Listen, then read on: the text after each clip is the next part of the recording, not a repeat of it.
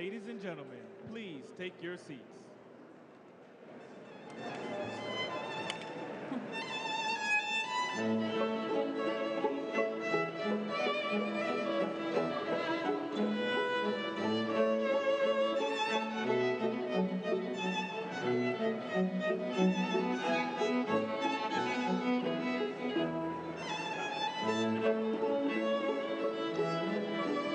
Ladies and gentlemen, please take your seats.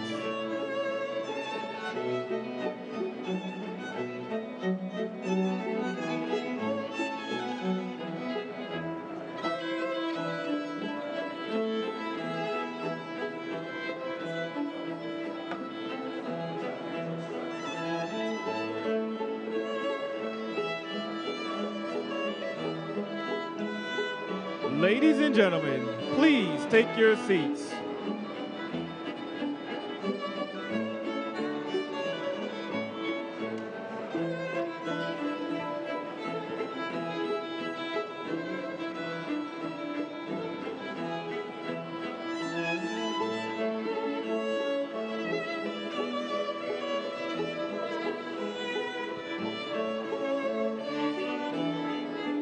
Ladies and gentlemen, please take your seats.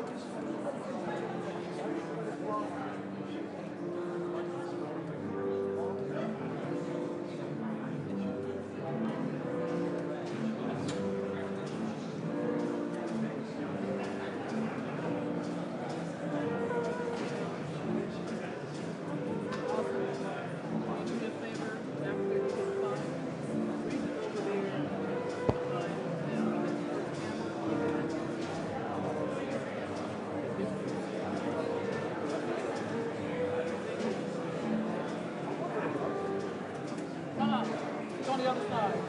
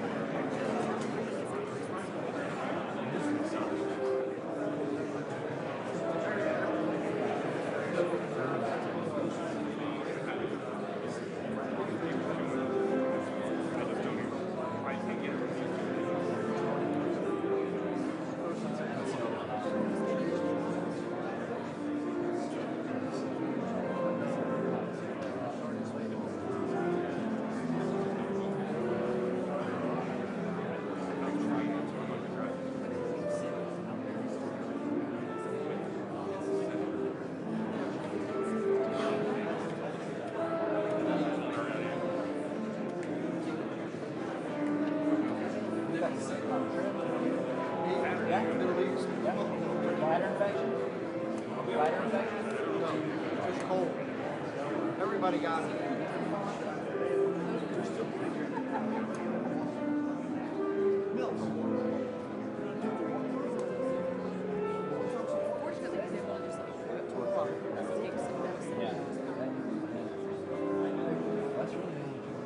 Let's do whatever you guys.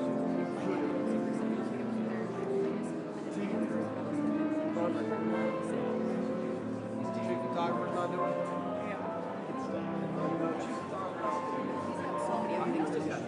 But I'm saying, like, as an absolute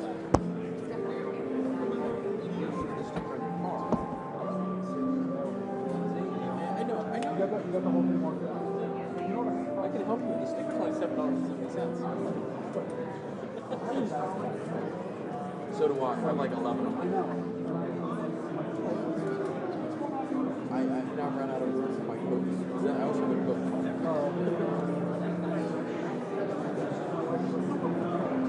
I just want to see. I did the back. And I have this one.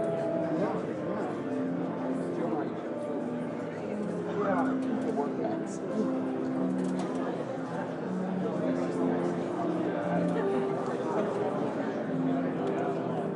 I also have dry clothes. See that? Yeah. I have parts. Yeah, so do I. Yup. I also have army duffel. I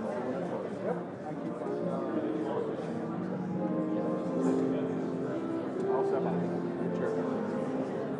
Oh, I don't. Cold weather two of those. Oh.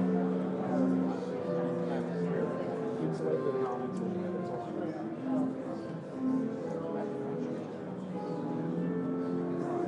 No, it's a French captain. Oh,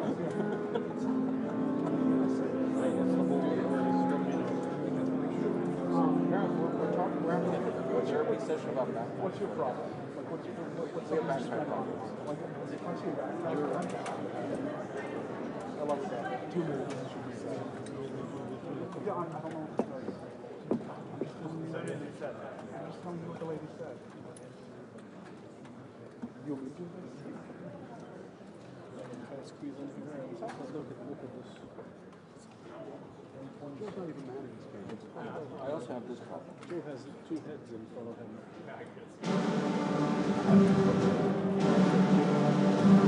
Hello, really?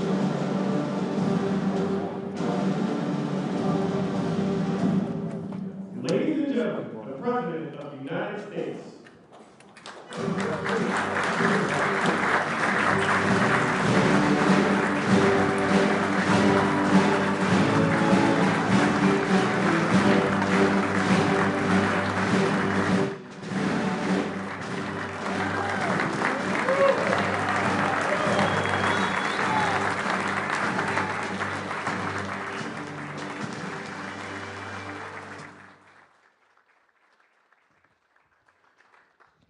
Well, thank you very much. I just said to Mike, this is fantastic.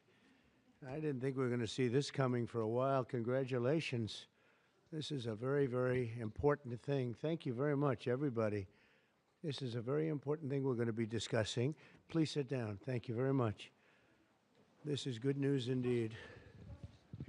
People said it couldn't be done. You got it done. I just have to sign, right? That's very good. This is really something. And it has to do with the California Auto Regulation, CRA. It's been a disaster for this country. And I want to thank everybody for being here. We officially rescue the U.S. auto industry from destruction by terminating the California electric vehicle mandate once and for all.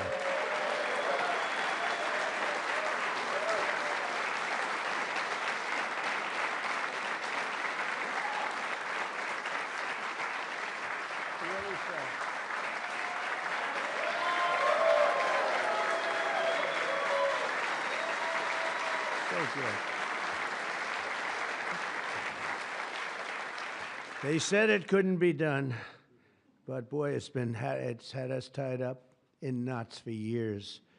And they'd pass these crazy rules in California, and it would be 17 states would go by them. The automakers didn't know what to do because they're really building cars for 2 countries. When you have 17 states, you're building cars for 2 countries.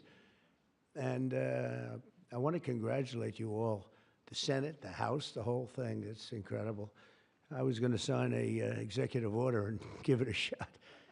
But the one good thing with this, number one, it holds up forever. And number two, unless somebody votes it out, they'll never do that. And it's just so much better, huh? It's so much better. That's so great. Very proud of you.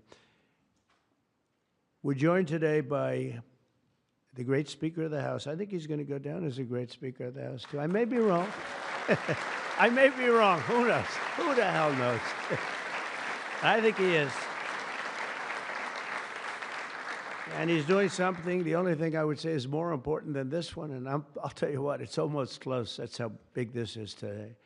But the great, big, beautiful, I added the word great, you know, I used the word. The great, big, beautiful bill. It's going to be one of the most, I said it this morning to a group, I think it's the most important, one of the most important pieces of legislation ever signed, ever approved. So it's going to be something very special. Thank you very much. Speaker of the House, Mike Johnson, thank you. Secretary Sean Duffy, and they had a problem in India today, and you're on that. Sean's doing a tremendous job. Secretary Chris Wright, everybody said you'd never be able to get him. He's the most talented man, they say, in the oil and gas industry. I'll let you know in about 2 years if that's true.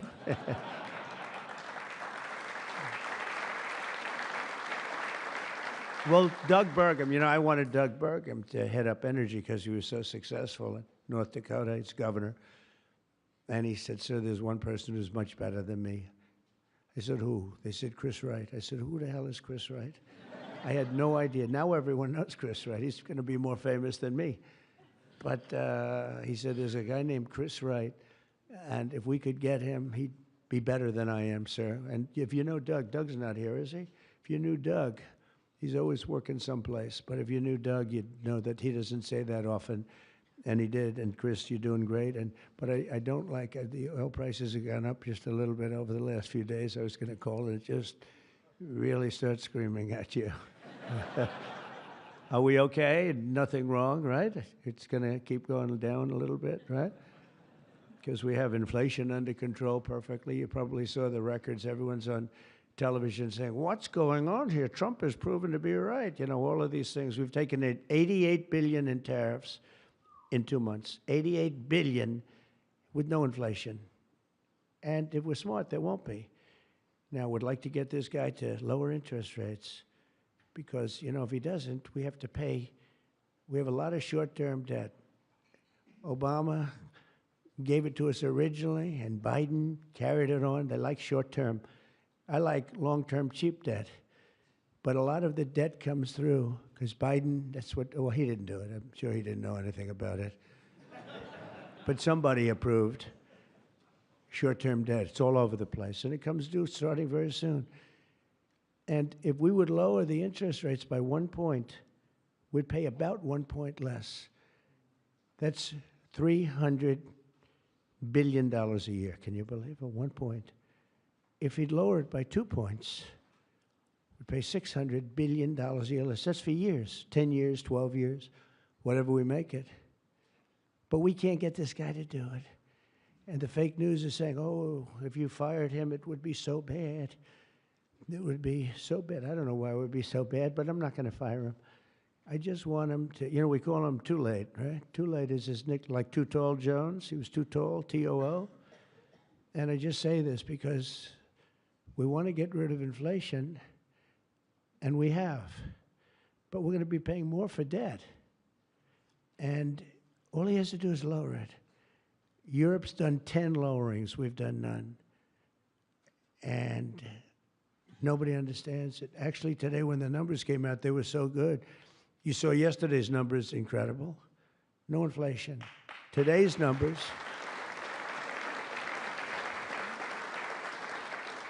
Today just came out, same thing, no inflation. They're all shocked. All these guys are watching from business, CNBC, and all of these different networks.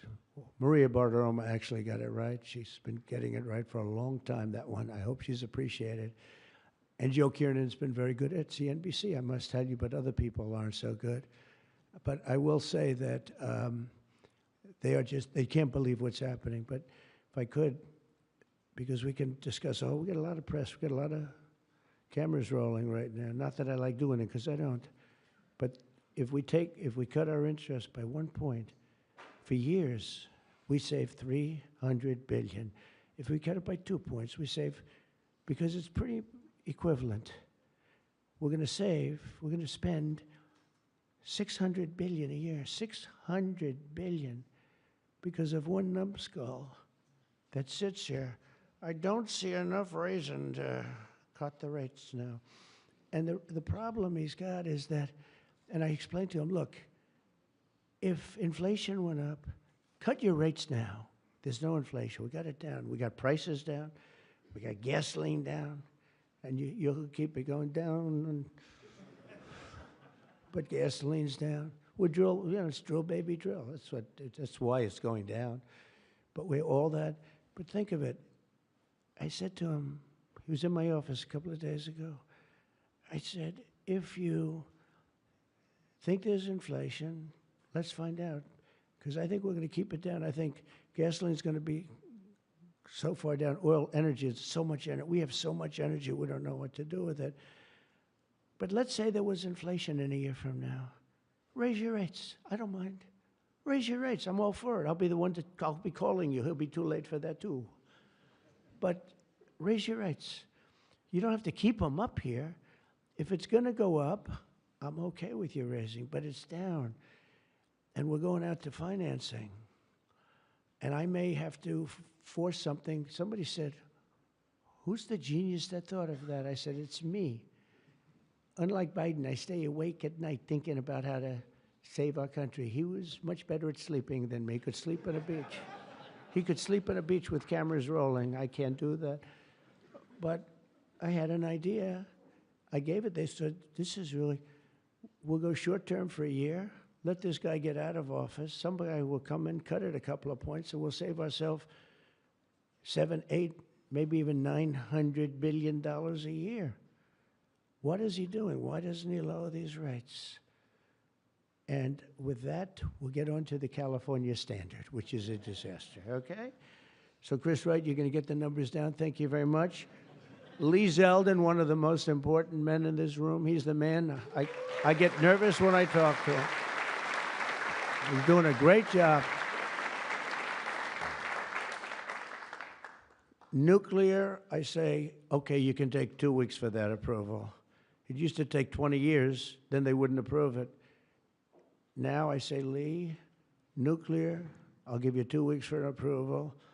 A coal-fired plant, you only get a couple of days. And oil and gas will give you a week, okay? Something like that. But he's doing it so fast, and we have so many plants being built right now. It's so beautiful to see.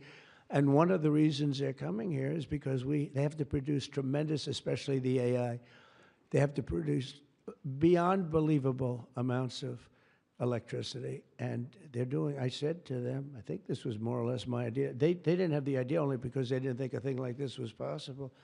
I said, as you build your plant, you're going to become a utility. And you're going to build a separate plant right alongside of it. You're going to build it. You're going to build a plant that produces electricity. And you'll produce it through natural gas, coal, nuclear. We don't want to produce it through wind because we don't feel like ruining 50 miles of beautiful plains and beautiful vistas. And but we want to produce it. You know, interestingly, China is opening up a coal plant every single week. But now I'm finding out it might be 2 plants every single week. And, you know, usually that's a good gauge. If they're using coal, I guess we're supposed to use coal. And, you know, we went to a coal standard. And not that you have to use coal. You're going to use whatever's best. I want to introduce also Senate Majority Whip John Barrasso, who's a tremendous guy, doctor. Okay? And he is a tremendous guy, tremendously talented doctor. When I have a medical situation for the country, for myself, I haven't used him, but I might have to. Maybe I'll do that. If it's serious enough, I think I'd probably do that. But he's a tremendously talented gentleman who happens to be a senator and one that's very respected. Chairwoman Shelley Moore Capito, and congratulations. I just endorsed your son. Did you know that? I endorsed your son. I endorsed your son, who's running in West Virginia, and he's great. In fact, he's all Trump all the time. I think much more so than you, actually. If you want. You were his largest impediment. No, I'm only kidding. He's all Trump all the time, and he's going to win big, and so congratulate him. Okay, he's really been fantastic. So many people have told me. Thank you. And House Majority Leader Steve Scalise, who's a brave man. He went through hell. Steve went through hell. And we have a lot of other people here that I won't be able to because they don't have your name down, and I'm looking and I see people's names. I'll do a couple of you, but thanks as well to Mark Wayne Mullen, Senator. Mark Wayne, thank you. Stand up, Mark Wayne. Don't fight him. He's a serious fighter in a lot of ways, and he's a great guy, too. Thank you, Mark Wayne. Deb Fisher. Deb? Thank you, Deb. Good. Pete Ricketts, who's going to do very well in the upcoming election. Thank you. Thank you, Pete. John Husted, who's really moving along in Ohio. John, good luck. You're going to do well. All endorsed people. John Curtis, who's doing terrifically. John, thank you. Good job. They all say excellent. What can I tell you? Good job. And Bernie Moreno, who won a race that was not winnable. They all said it's not winnable. He won in Ohio. They said, you can't win that race. It's a waste of time. You're just wasting your time. Right, Bernie? Wasn't a waste of time, was it? Huh? And he won by like 5 points, too. Won by a lot. Along with Representatives Kevin Kiley, Vince Fong, Jay Obernolte, Doug Lamaffer, Darrell Issa. Where's Darrell? I haven't seen you in such a long time. Look at you. How good you look, huh? Good when you have those big margins. It's easier. John Joyce, great guy. John, thank you. Thank you, John. Dusty Johnson, Morgan Griffith, Troy Balderson, Troy from a place called Ohio, and he played very cute at one time, but then he got, boy, I'll tell you, he's become a good politician. Where is Troy now? Where I haven't seen him used for years. I endorsed you early when he was early and younger, but you still look young, and you've done fantastically good. Good work, really good work. Claudia Tenney, New York. Claudia, thank you, Claudia. John James, John James. I don't know. You know, he's running for governor, but I'm not sure I'm happy about that, John. Do we have somebody good to take your seat? Because otherwise we're not letting him run for governor. We can't. You have somebody good, right? Okay. As long as you like them, they'll win. Tracy Mann. Tracy, thank you very much. Thank you very much. Appreciate it. Michael Baumgartner. Michael. Thank you, Michael. Good. Good job. David Rouser. Rouser. Thank you. Glenn Grothman. Hi, Glenn. Thank you very much, Glenn. Brett Guthrie. Brett. Thank you, Brett. Rudy Yackham. Thank you. Thank you, Rudy. And I want to thank you all. And there's some additional people in the room, but we have to get back to this. Is like so big. This is a big one. Under the previous administration, the previous administration, I could go point after point, everything they did, open borders, men playing in women's sports, transgender for everybody, let's go transgender. What a group of people you had over there. They must have hated our country. Under the previous administration, the federal government gave left-wing radicals in California dictatorial powers to control the future of the entire car industry all over the country, all over the world, actually. Because they have to build a car. They can't build 19 different cars called the same thing. And really, it was all over the world what was happening. They approved Governor Gavin Newsom's ridiculous plan to impose a 100% ban on all new gas-powered cars within a very short period of time. Think of this. You couldn't buy any other car except an electric-powered car. And in California, they have blackouts and brownouts. They don't have enough electricity right now to do the job. And countrywide, you'd have to spend $4 trillion to build the firing plants, to be able to, they call them a lot of things, charging plants, firing plants. $4 trillion you'd have to spend. In the Midwest, they built 9 of them. 9 individual, it's like a pump, just like a pump, except instead of gas, electricity comes out. They built 8 of them. $9 billion they spent for eight little hoses, $9 billion. Now, I'm sure they could have done it for about, 1/1000th of that, but even if they did, it's unaffordable. They approved Governor Gavin's ridiculous, it's so ridiculous. By the way, if I didn't bring the military in, Los Angeles would be burning down right now. It'd be burning just like his damn houses burned down because he didn't have the water that he should have had. He had so much water. They have so much water. We had to send in the military to free up the water.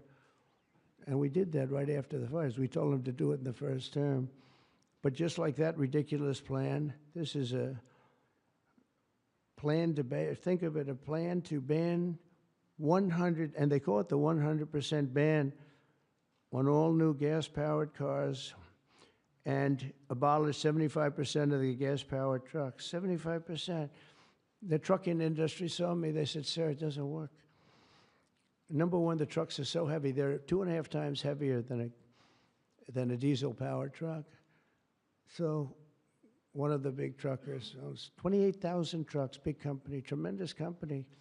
He said, I go out of business immediately. I'm not going to play games. I mean, he said, did you explain these things to the government officials? Like the truck weighs 2.5 times more than a regular truck, a gasoline-powered diesel. And he said, based on that, we have to rebuild every bridge in the United States of America because it wasn't designed to hold cars and trucks that heavy because the batteries are very heavy. They're, probably lead. But they have a lot of things in those batteries that weigh a lot. But it's 2.5 times. It's a simple number, 2.5 times. And if you want to do this, you have to spend trillions and trillions of dollars on rebuilding every bridge in the United States, and I guess throughout the world, because they do follow us. And the big rig buses and even cement trucks, they want to abolish certain categories of truck, but they want to go 75% of all of these trucks have to be abolished almost immediately. I mean, the time is just crazy. And they don't go far. Another little problem. With a tank of diesel, you can go from New York to Los Angeles if you want to go to Los Angeles right now. But New York to Los Angeles, and you can go back a little bit. With the electric truck, you'll stop approximately 6 times. Enjoy your stop. And the truckers saw me, and I said, did you just explain this? Because this is like, if you explain it, if a person's reasonable for that, he said, we explained it, they didn't care. They said, we're going all electric. They can't be stupid because anybody that can cheat on elections like them is not a stupid person. But they must hate our country. But I said to this big trucker, he said, sir, I've been buying trucks my whole damn life. He's a rough guy, smart guy. He said, I got thousands of them. I've been buying them for 50 years, and every single year they got better. They got more efficient, they got bigger, they got stronger. I build apartments in my trucks now for the drivers. I said, what's an apartment? That's on the cab, they put this in. And sir, I know you like luxury, but you wouldn't mind living in one of these. I said, maybe I would, maybe I wouldn't. I mean, it doesn't sound too appealing, but I said, so what's the problem? He said, so I noticed one thing. For 50 years, every single year, one thing happened. They got better. They got stronger. They got more efficient. They got faster. They could carry any load. If we went to this standard, we'd go back beyond 50 years. They wouldn't go as far as a truck from 50 years ago. It would be too heavy and have all the other problems. He said, we'd be going backwards. We'd be taking a trucking industry, would be starting all over, but actually it would be worse because it was better 50 years ago than. So I said, what are you going to do if I don't win this election? This was before the election. He said, you don't win the election, I'm going to close up my business because I'm not going to lose he said, I'm not going to lose my ass. I know exactly what's going to happen. It's going to be a catastrophe. It's the craziest thing I've ever heard. They're making you buy stuff that doesn't work. It's no good. It doesn't work. And I'm all for electric. If you want to buy electric, you can buy electric. Cars are great. If you buy the right ones, cars are great. And you should be given the option, buy the electric car, buy a gasoline-powered car, buy a hybrid. Probably not hydrogen, because hydrogen has a tendency that when it blows up, you're gonzo. It's over. They find you 75 yards down the road, you know. Where is he? Well, I think that's him, but I'm not sure. So, you know, they said, we think we can solve the problem. I said, that's not good enough when they think. No, it sounds like it's quite severe. If it doesn't work, Steve, it'll work most of the time, but if it doesn't, it's over. It'll make your accident look like peanuts compared. You wouldn't be around, I'll tell you, because it's pretty bad. But some people like it. I don't know. Let's see what happens. But I would say it's off to a bad start. But because of the size of California's population and the fact that 17 other states follow California, that's the problem. 17 other states follow California.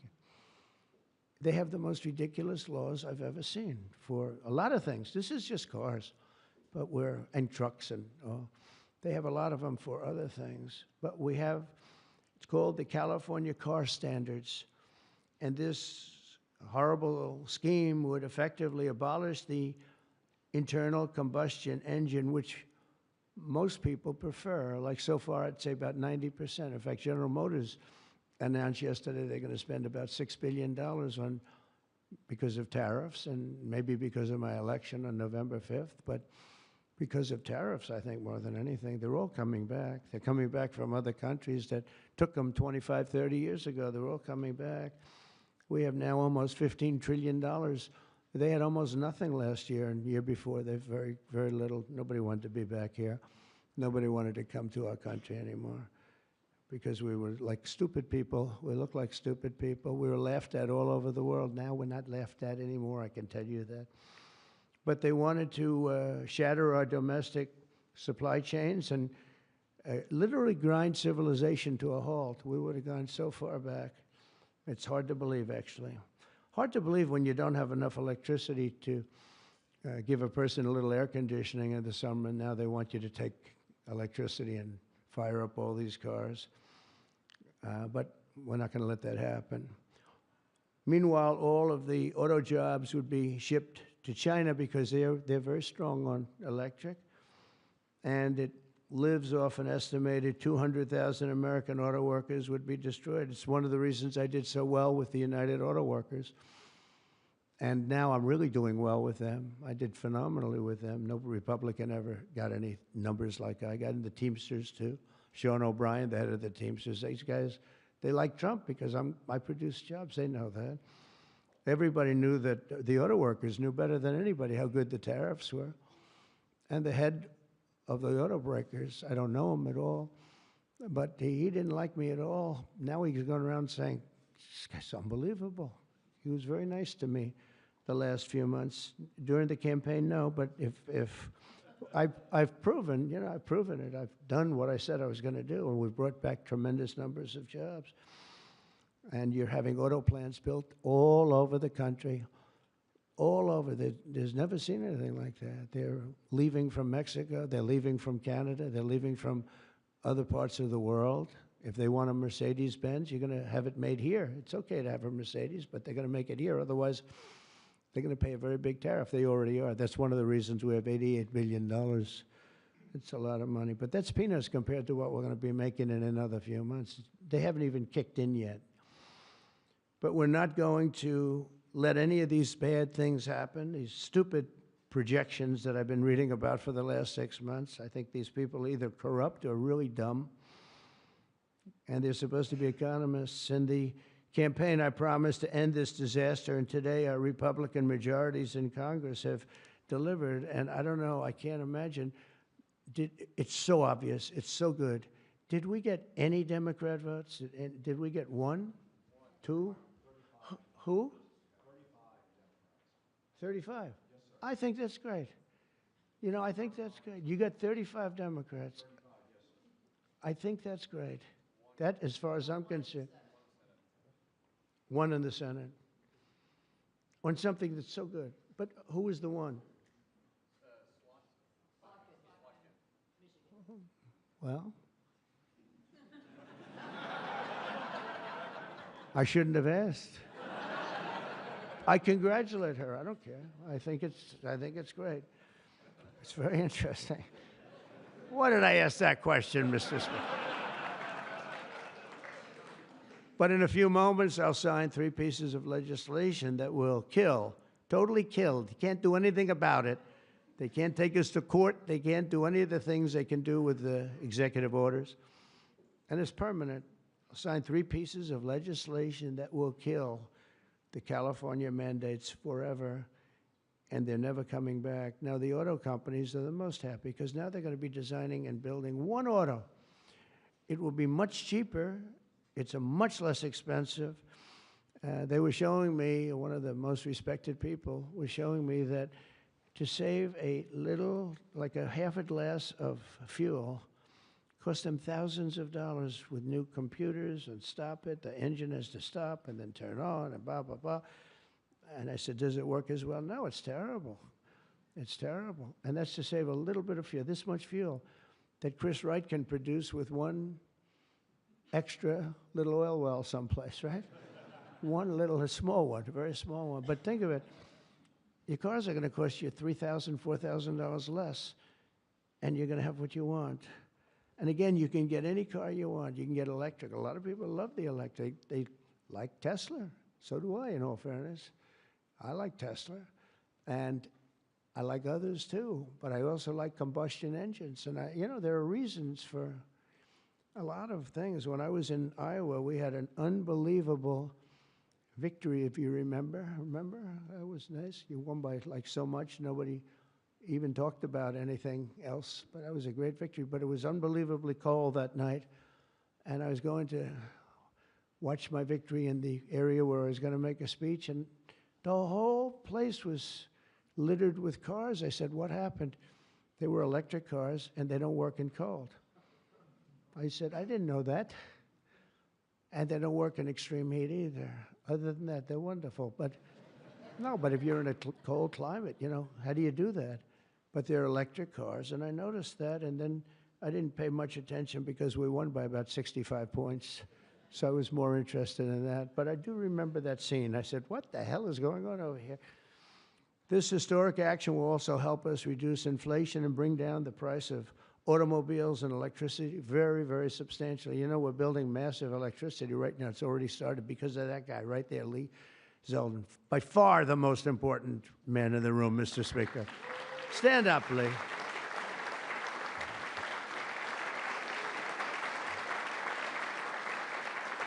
He blows you guys away, John.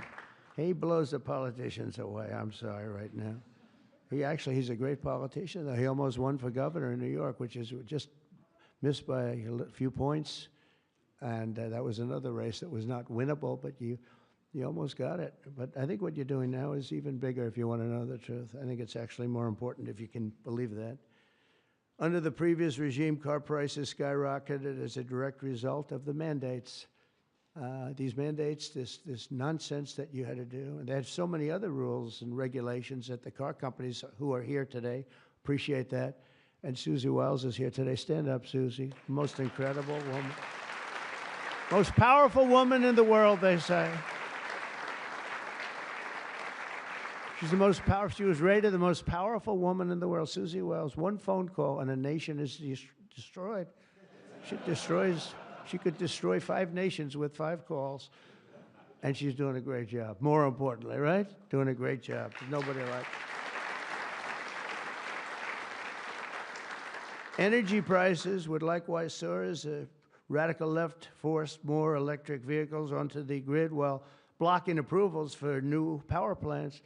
They want to block the approvals. They want you to have a car with electric, but they block the production of the juice that runs the cars, and all of them, all forms of cars. It's just the craziest thing. We're in a different sphere now. We're in a whole different planet right now. The result would be rolling blackouts and a collapse of our power systems. We'd have a total collapse. You couldn't do it. You couldn't even do it. Think of it, they're forcing you to do something, and they want you to do boats also. I assume boats are being covered by this, and boats, they want you to go all electric, and the batteries are so heavy, the damn boat practically doesn't float. I used to have a lot of fun talking about that one on the tours. We'd talk about it. And I said, what would happen if the boat sank? Because we went to North Carolina, South Carolina. We visited boat factories. Unbelievable guys. And they said, sir, we have one problem. They're forcing us to go electric for the boat. I said, how's it going to work? The boat will not float, sir. It's so heavy. And it won't go fast, and lots of other. And I did ask him a question, because I have a lot of background. My uncle was a big shot at MIT, the smartest guy. He never had a smarter guy. And I guess I have a little of that. My first question was, what would happen if the boat sank? Do you get electrocuted? Remember I said that? And I used to be decimated by these people back here, right? I used to be decimated. They'd say, what kind of a crazy question is that? So I'm actually serious. What happens if you're in an electric boat and the boat is going down? You're in trouble, Susie. And I used to say, remember, oh, I'd get decimated. The audience loved it, but the press would laugh at it. I said, so if I have my choice of going down or jumping 5 or 6 yards away from the boat, but there's a shark there, what do I do? You know what I said? I'd rather be electrocuted. I said, I'll take electrocution every single day. But actually, he said, nobody's ever asked me that question, sir. He makes boats. Nobody ever asked me that question. This is really an unusual question. He said, and honestly, I don't have the answer. He wasn't able to. I said, don't worry about it. If I win, you won't have to worry about it. But today we're saving California, and we're saving our entire country from a disaster. Your cars are going to be thousands of dollars less money. And even the ones that, if you buy electric, we're not going to make you do certain things that are just a waste of money and just time-consuming waste of money. They make you do things that are no good for anybody, make the car worse, and make it much more expensive. Over the past 5 months, our administration and Republicans in Congress have fought for the American auto worker and for Teamsters and for, by the way, right to work. We have them all. We have, you know, we just call them just workers. We fought for workers like no one has ever fought before. I understand that. It's why we won. We won with workers. We won with young people. I just saw with TikTok, I was #1 on TikTok in its history. Can you believe that? So I guess I like TikTok. That's why they're saying, are you saving? And we probably will save TikTok, actually. But on my first day in office, I ended the Green New Scam and abolished the EV mandate at the federal level. We abolished it, which is basically that everybody will be driving an electric car within a very short period of time. Now I know why Elon doesn't like me so much, which he does, actually. He does. And he never had a problem. You know, it's very interesting. This is not something new. This has been there from day one, Speaker, right? We're going to abolish the EV mandate. And Elon still endorsed me because, honestly, he never, ever spoke to me about that. And I used to say, I'm amazed that he's endorsing me because that can't be good for him. I'm abolishing the EV mandate. And I once asked him about it. You never talked to me about that. He said, well, as long as it's happening to everybody, I'll be able to compete. It was a very interesting answer. I thought it was a very honest answer, to be honest with you. And I talked about it, that incredible. You know, you would have thought he would have been, from day one, you got to make sure you don't do the EV mandate, the abolishing, and never did. Very honest in that sense. And he did say to me, I actually asked him because it was like really strange how I'm with him. He's very, you know, a friend of mine, and he makes electric cars, and we're saying you're not going to be able to make electric cars, or you're not going to be forced to make all of those cars. You can make them, but it'll be by the market, judged by the market. And that's what he said. He said, as long as I'm on the same plane as everybody else, we're going to do good. We make a better product. I said, that's very cool. It's very cool. That was my answer. After that, he got a little bit strange, but I don't know why, over much smaller things than that. As part of the One Big Beautiful Bill, we'll also further slash the funding for the Green New Scam. As you know, it's the greatest scam in history, saving American taxpayers hundreds of billions of dollars. The windmills are killing our country, by the way. The fields are littered with them, junk. They're littered with them. and they get older, and they get rusty, and they get bad, and they get. This is other countries also. It's the greatest scam in history. It's the most expensive energy you can buy. They're ugly. A friend of mine comes from Minnesota. He's been in New York. He hit it big. He's a very successful guy, actually. And he wanted to go back, see his mother who's not well, and he went back to Minnesota. Hasn't been back there in 20 years. And he said, it's unbelievable what happened. He said, I'm driving down a highway and up a certain road and the most beautiful fields. I remember them so well. And I was so looking forward to seeing them again. And I looked at them, and they had windmills all over them, these horrible, horrible structures. A very smart guy, this guy. He said, these ugly, horrible things. And he said, it was so bad, I actually drove back to see it because I couldn't believe it. Before I even got to my mother, I drove back. I said, how much do you like your mother? But no, it hurt him to see it. He said, I looked at this field that was one of the most beautiful places in my own mind and imagination that I've ever seen. And I said, it's littered with this garbage. It looked like a junkyard, he said. And some, then you get different manufacturers, and they don't look alike, and they're not painted alike, different colors. You have, even if they're white, one's a beigey white, one's a darker white, one's a lighter white. And then they start to rust after 4 or 5 years. And then they start to wear out, and nobody takes them because you're not allowed to bury the propellers, the props, right? You can't bury the props for some reason. I don't know why, but they say that you can't bury a certain type of fiber, and if it goes in the ground, we're all going to die.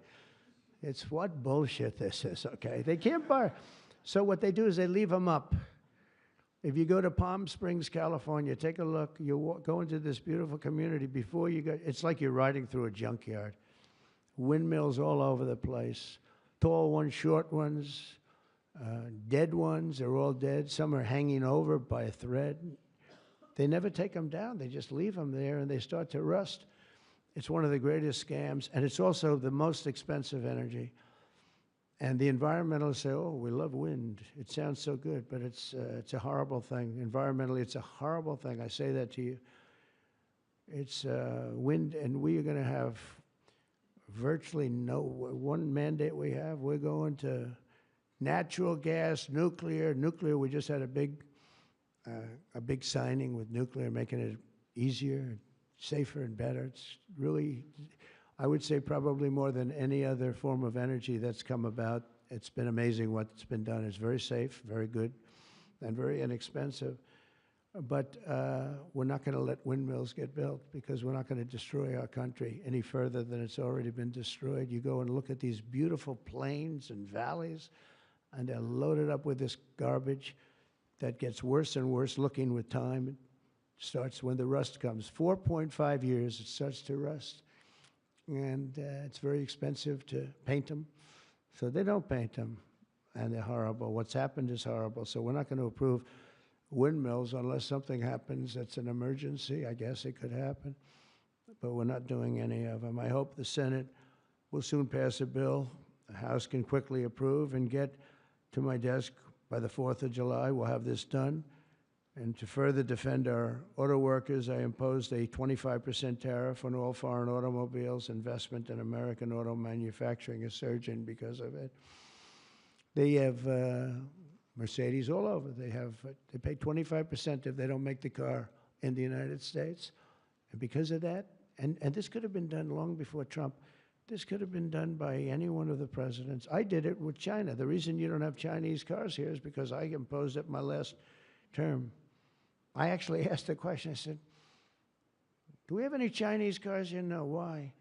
Because you imposed a 25 or 27.5% tariff on Chinese cars. So they're not coming here, but they are going to Europe all over the place. But I love China. We just made a deal, and I respect President Xi a lot.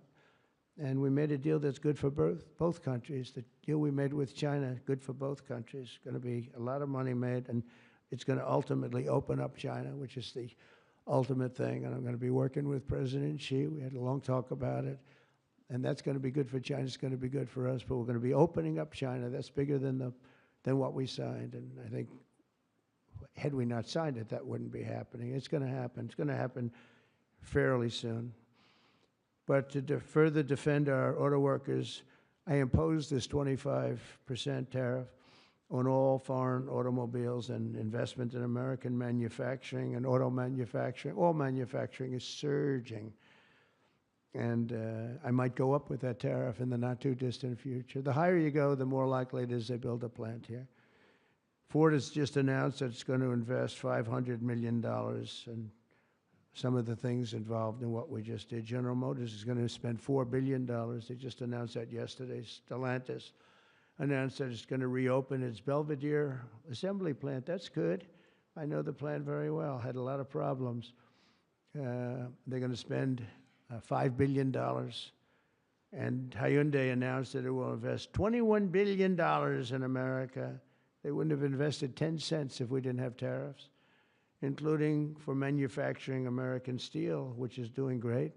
American steel is doing great now because of what we did. You wouldn't have, if I didn't put tariffs on steel, they were dumping steel. China and a lot of other countries were dumping steel in our country. Garbage steel, dirty steel, bad steel, not structurally sound steel, real garbage, but it was still there, lots of it. And if I didn't put tariffs, I put 25 and 50% tariffs on steel, right? John James would put tariffs on steel, and we were doing great with steel. Now we're really doing great. A big investment is being made in Pennsylvania. You've been reading about it. They're going to spend $17 billion on U.S. steel. And all the steel workers wanted it. And we have a golden stock. We have a golden share, which I control or President controls. Now, I'm a little concerned whoever the president might be, but that gives you total control. It's 51% ownership by Americans. And we have a company, a great company, Nippon. They're coming in from Japan. They're going to spend $17 billion. And somebody said, well, what happens if it doesn't work out? I said, they spent $17 billion. We can't put it on a trailer and drive it to Japan. This is a steel mill. You know, some businesses you can move. You move your office, and that's where the business is. With this business, they're spending 17, think of that, 17 billion. They're going to have them all over the country. I want to introduce several of the great Americans representing the millions of people whose livelihoods we're saving with today's action. I just can't tell you how incredible this action is, because nobody thought. This was one that I wasn't so, I would have rather had it than almost anything, but I was told by everybody, except that guy right there, that you couldn't get it. Bill Kent runs a chain of family-owned convenience stores that opened in West Texas in 1957, known as Kent Quick. And Bill, if you could come up and say a few words about what the signing means to you, please.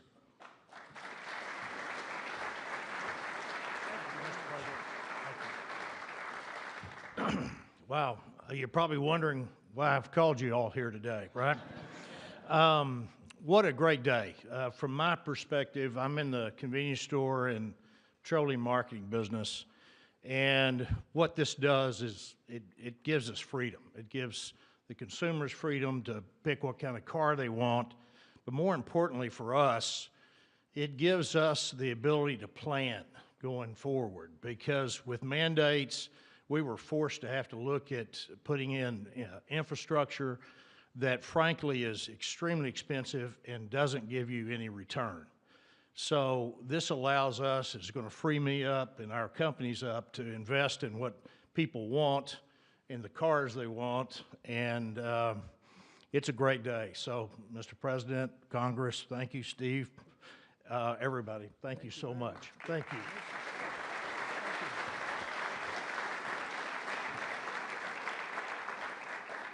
And a friend of mine for a long time is John Hess. He's one of the top CEOs in the country, and he's now the CEO of Hess Corporation, one of the biggest oil producers, and he's a fantastic person with great knowledge of the subject matter. Can you say a few words, John? I see you in the audience. Come on, thanks.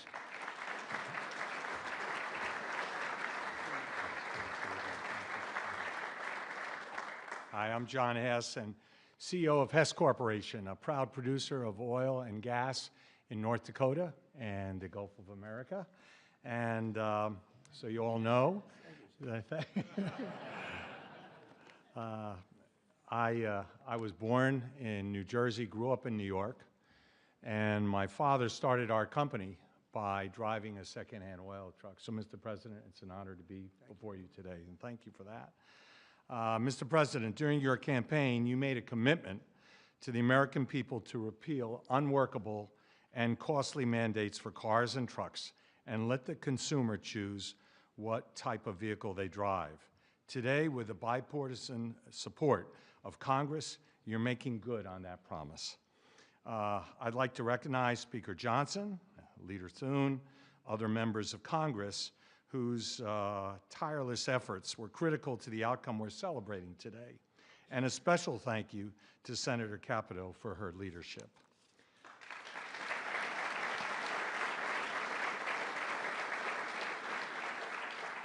This announcement today is about consumer choice and affordability for American families. It's also about making our country auto industry more competitive, Mr. President, and you said that very eloquently. As you know, Mr. President, one-size-fits-all policies like those adopted in California do not work. America, in every state, every American should be able to choose what they want to drive, not the government. We as a country would be basically leaning into our competitive advantage with this repeal on oil and gas. Oil and gas are a strategic industry for our country, underpinning energy dominance, economic prosperity, and national security. We are truly energy independent. So, Mr. President, on behalf of Hess Corporation, on behalf of the oil and gas industry, and every family across our country, thank you for your courageous leadership and your commitment to consumer choice and energy affordability. Thank you very much.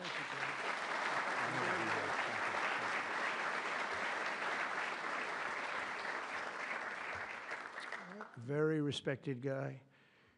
The California EV mandates would also have devastated our nation's incredible truck drivers and the trucking industry, and I gave you a little bit of a rundown on that.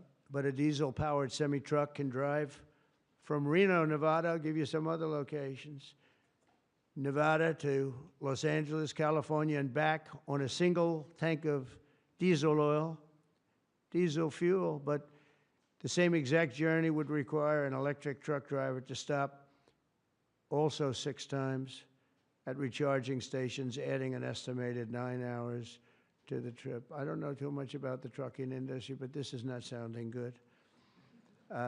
Here to discuss a little bit about the trucking industry, Gina Jones, and Gina, a real expert on trucks, I can tell you that. She's going to come up and tell us about trucks. Thank you, Gina. Thank you, Dan. Thank you, Mr. Thank President. you very much. And thank you, members and Congress. The trucking industry has America's back, and we are grateful that a president and the administration that have our back, too. Today, trucks are 99% cleaner than a generation ago. We need great partners in government to continue that process. We cannot allow one state's regulations to disrupt our entire nation's supply chain. Allowing California to do so would have negativity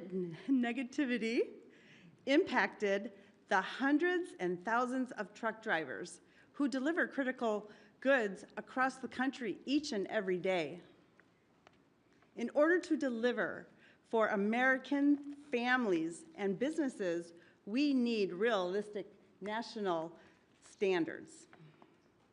With the signing of this resolution, Mr. President, you have delivered the leadership that trucking industries need. Promises made, promises kept. On behalf of the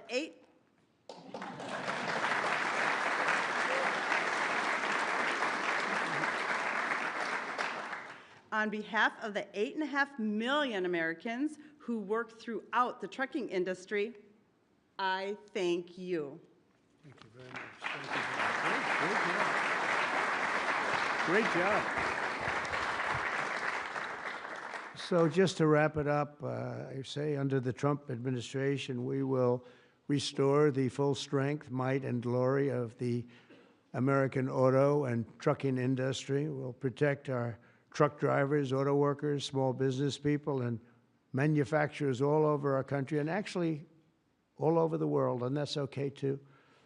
They'll be doing a product that works, a product that's much more efficient, that's better, it's much better, less expensive, and we'll put affordable energy and affordable car ownership back on the center of the American dream as we make America great again, and that's what's happening. We're making America great. You know, when I went over to Saudi Arabia, Qatar, UAE, just a couple of weeks ago, the leaders of those countries, and they're very smart people, they said, you know, you've made in a short period of time America the hottest nation in the world. It's the hottest, you're the only one we talk about now.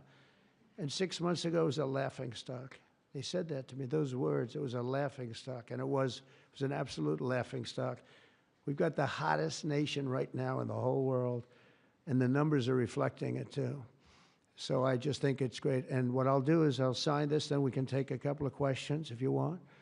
And we will be finished, and you're going to go off, and you're going to build the most beautiful automobiles for 20% less money. And I want to thank you, man. You have done some job. Thank you, Mike. Thank you, everybody.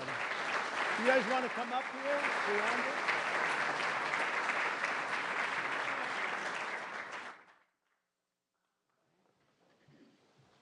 Come on, surround it.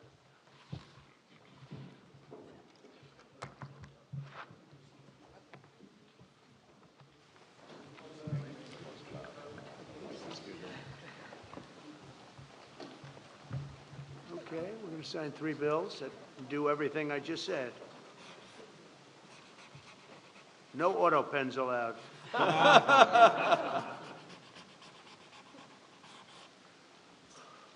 That's for you. Keep that, Mike.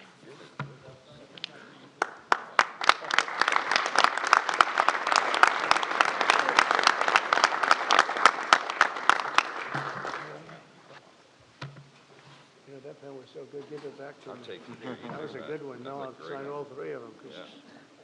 you never know what you get with the new one. Number 2.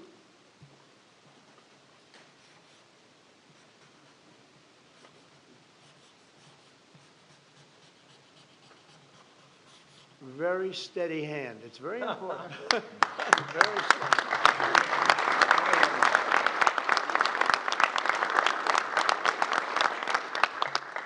Only a steady hand can sign like that, right? Absolutely. Right? I've been told that, actually. And here's number 3, and it all goes into effect. Everything I said goes into effect. Lower prices, better cars, and choice. sense. You can say choice. We have choice for education, and you have choice for cars now, right? Common Right, sense common is right. sense. You're right. Common sense is right.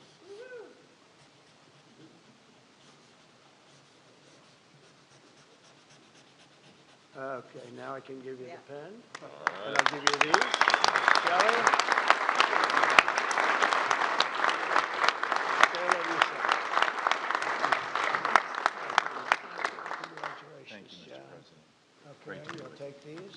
Pass these around, fellas. Where's John James for his father? Oh, thank you. You have one, John? Yes, sir. Thank you, Mr. President. Pass them around.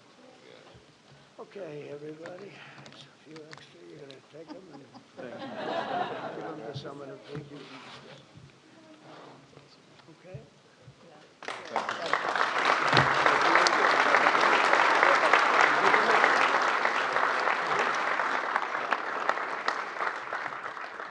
Go ahead, please.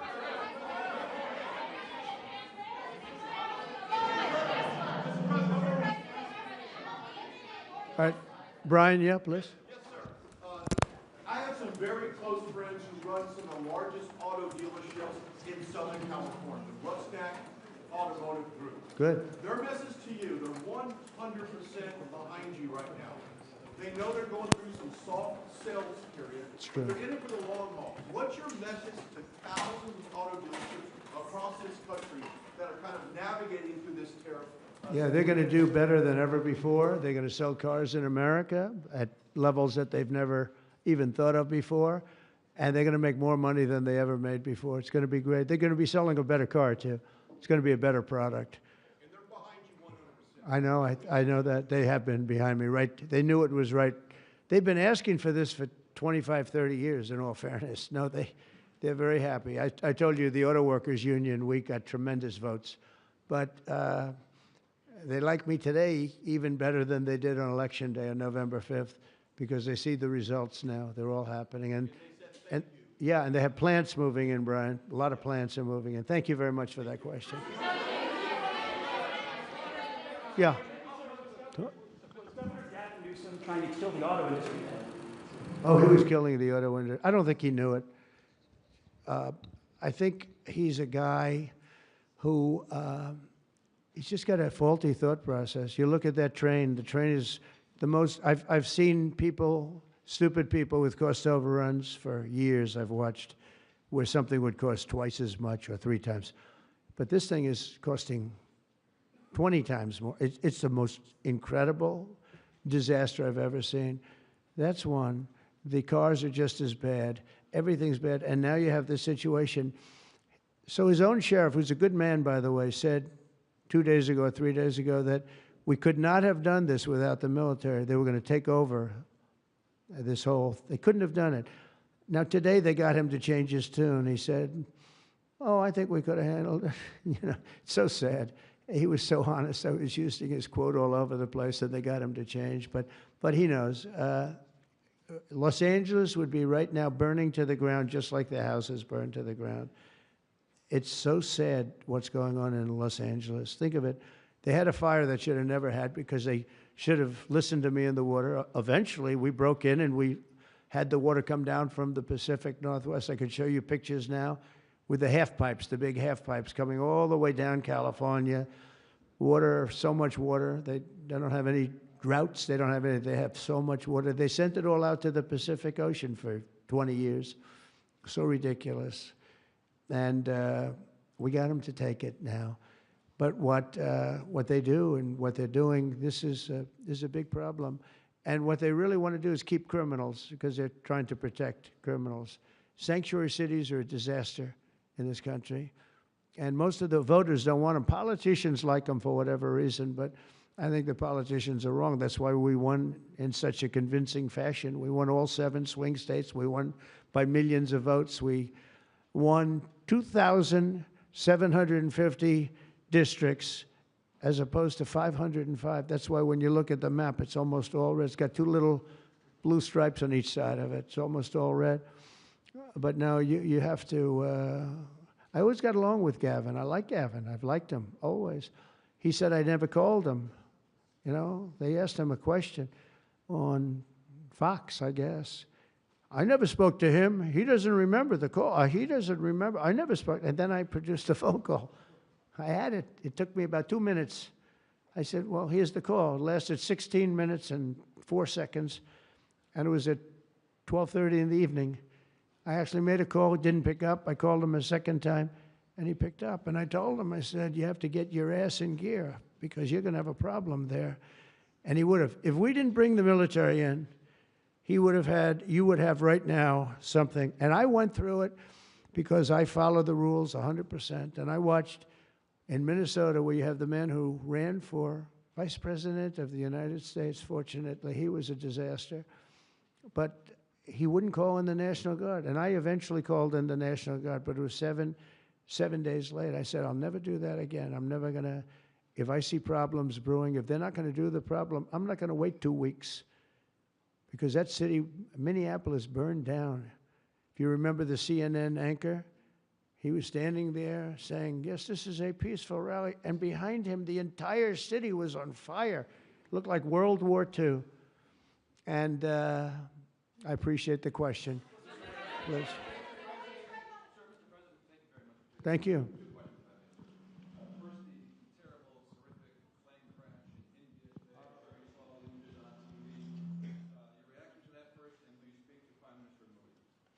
The plane crash was terrible. I've already told them anything we can do. It's a big country, a strong country, and they'll handle it, I'm sure. But I let them know that anything we can do, we'll be over there immediately.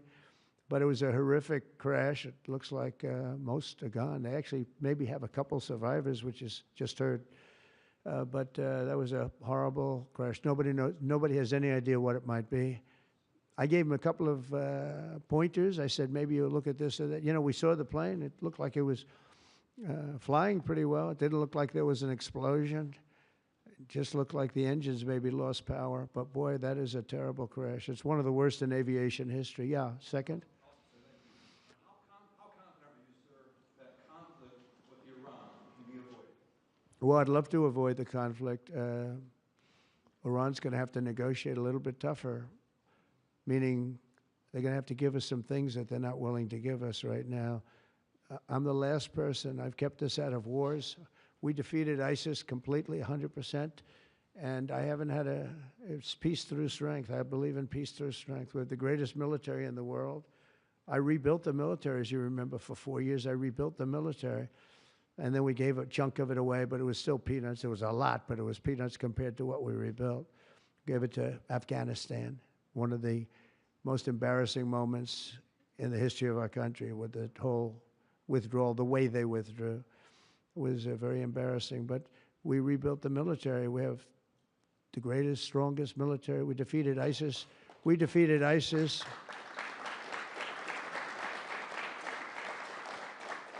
We defeated ISIS in 4 weeks. It was told to be 5 years. It was going to take 5 years, anywhere from 4 to 5 years. We did it in 4 weeks, with, by the way, headed by the general who's now the head of the Joint Chiefs of Staff. That's why he's there. He said it would take 4 weeks, and he did it in 4 weeks. He did actually a little bit faster. So we have a great country, and we're going to keep it that way. And when it comes to Los Angeles or other cities, if we see other cities are gearing up, and these people are agitators, they're paid, they're professionals, they're insurrectionists, they're troublemakers, they're all of those things. But I believe they're paid, and we're going to find out through Pam Bondi and her great staff, her great people at Justice, who they are. And Mike, I think you're doing some investigations in that in Congress, but we're going to find out who they are, because they're really, I think what they're doing is unbelievably illegal. Just one thing, so they took the bricks away from people. They're walking in with satchels of bricks. Now, why do you have bricks? You have bricks because you throw bricks. They're very potent. If they hit you, they kill you. And they took them away. The military took them away.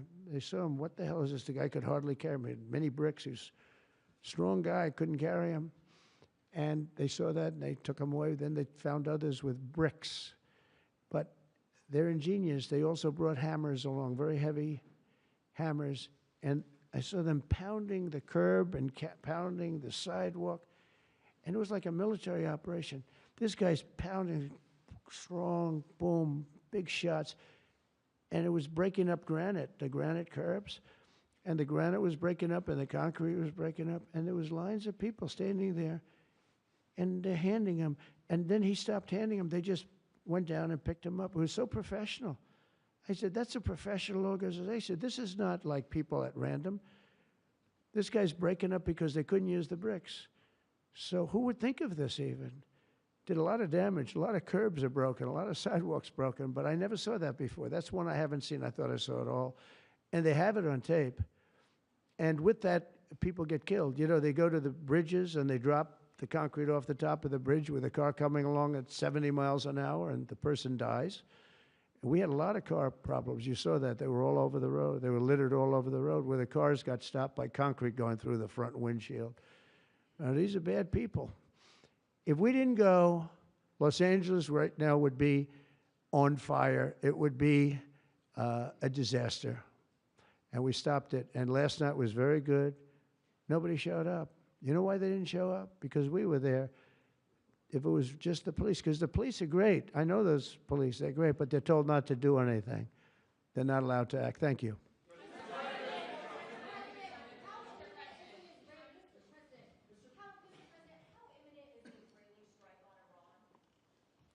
Well, I don't want to say imminent, but it looks like it's something that could very well happen. Look, it's very simple, not complicated. Iran cannot have a nuclear weapon. Other than that, I want them to be successful. I want them to be tremendous. We'll help them be successful. We'll trade with them. We'll do whatever is necessary. You know, I stopped a war between India and Pakistan.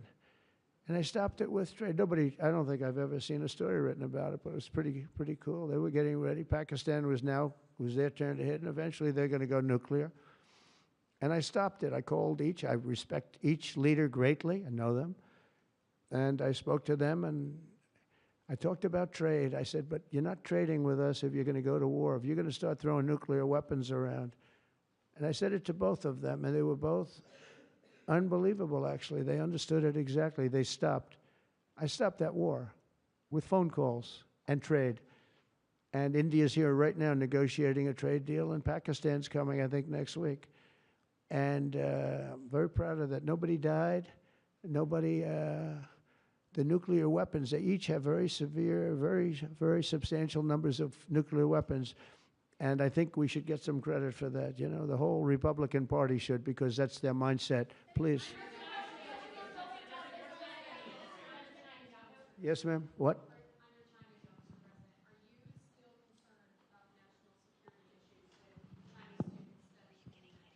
Look, I've always been in favor of students coming in from other countries. That includes China. And we have 500,000 Chinese students coming in. I've always been in favor of it. Does it mean that you have to watch people? Yeah, you have to watch students, but you have to watch other people also. I've always been strongly in favor of it. I think it's a great thing. It's also, it's good for our schools. It's good for, I think it's good for our country. I'm also in favor of having them stay. I've been in favor of letting them stay. If you get educated for 4 years, you're willing to get educated for 4 years. I like people being able to stay. You know, they have some great students. You have some, yeah, these are Republicans clapping, you know, because a lot of Republicans don't like that idea. I happen to like it. I'm a real Republican, believe it or not. But I like the idea. They go 4 years. To me, that's almost like, you know, just buying your way in a very legitimate way.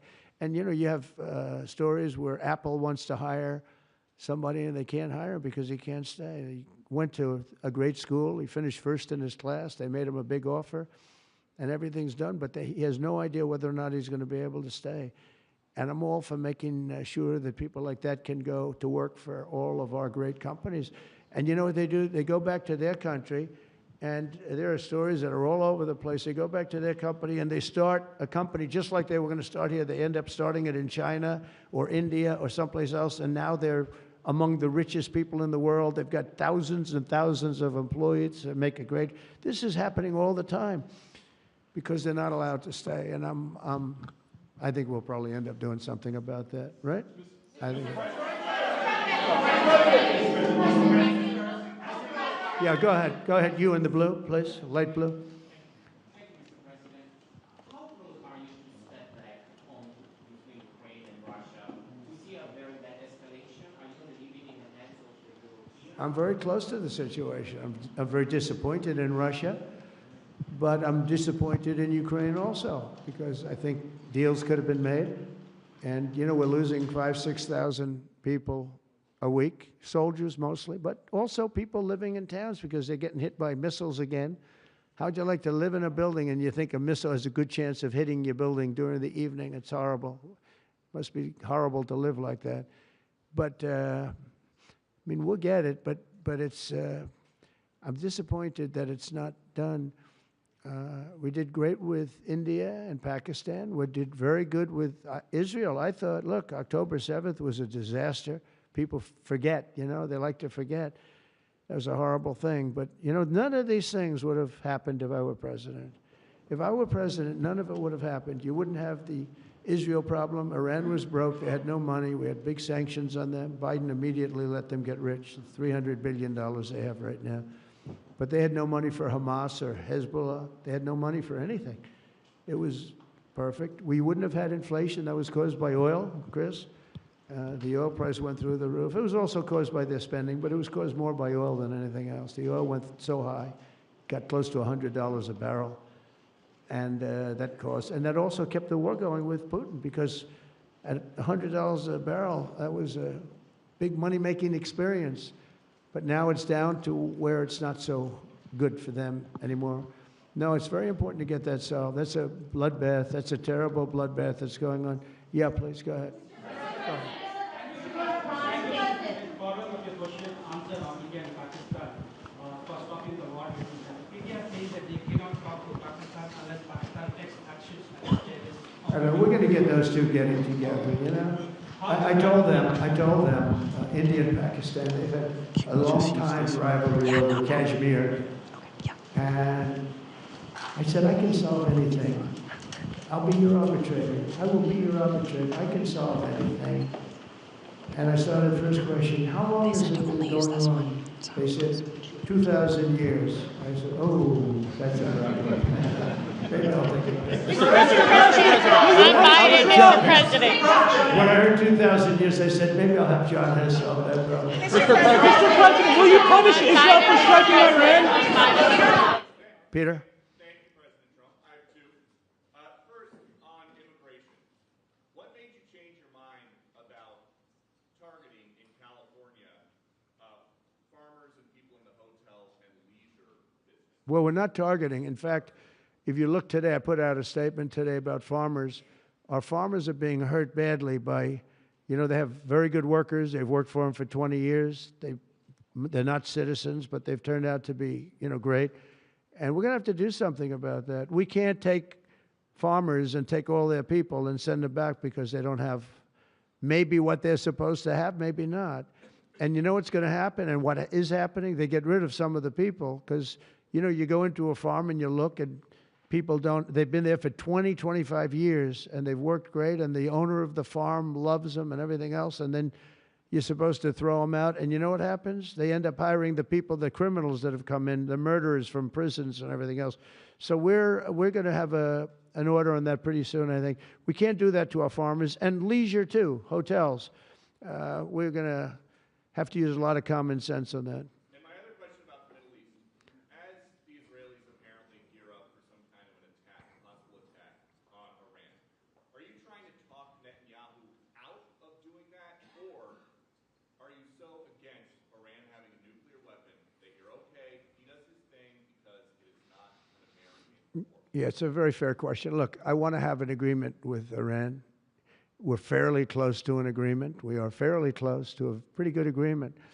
It's got to be better than pretty good, though, but it's got to be, I'd much prefer an agreement. As long as I think there is an agreement, I don't want them going in because I think that would blow it. Might help it, actually, but it also could blow it. But we've had very good discussions with Iran. Whether or not we get there, I can't tell you, but it'll happen soon. I say this, Peter, very strongly. They can't have, whether it's going in or not going in, they can't have a nuclear weapon. I'd prefer the more friendly path. And can you tell us what the Israelis told you that made you start to evacuate the dependents of servicemen and women who are stationed in the Middle East? They didn't tell me anything, but I said, look, there's a chance of massive conflict. We have a lot of American people in this area, and I said, we got to tell them to get out because something could happen soon. And I don't want to be the one that didn't give any warning and missiles are flying into their buildings. It's possible. So I had to do it. You know, I had the choice. Do I do it or not? Doing it has its downside, but it also has its upside, like you're going to save a lot of lives if it should happen. Hopefully that doesn't happen. Right? Thank you.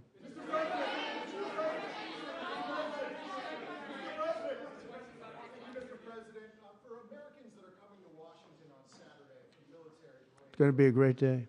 What would you like folks to take away from that day? What would you hope that they would remember? And also, Mr. President, our country is, and how strong our military is. We have the strongest military in the world. You know, it's very interesting. 3 weeks ago, it was the end of anniversary, end of World War II. And I called France, and Macron, who's a good man, I said, what are you doing? He goes, we're celebrating World War II, our victory. I said, your victory? Your victory. Tell me about that. And then I called somebody else, and I happened to speak to President Putin at the time. Now, in all fairness to him, he lost 51 million people, and he did fight. Russia fought. Sort of interesting, isn't it? He fought with us in World War II, and everybody hates him.